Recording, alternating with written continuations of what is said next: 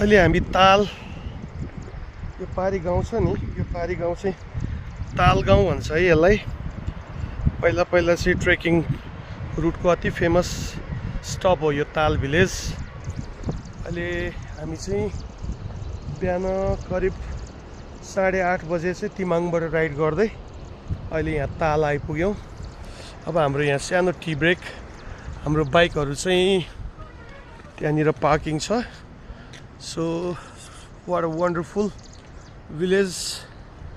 यही this is the place where the tal actually sorry Manang actually begins है। यहीँबाट हो मनाङ डिस्ट्रिक्ट सुरु हुने।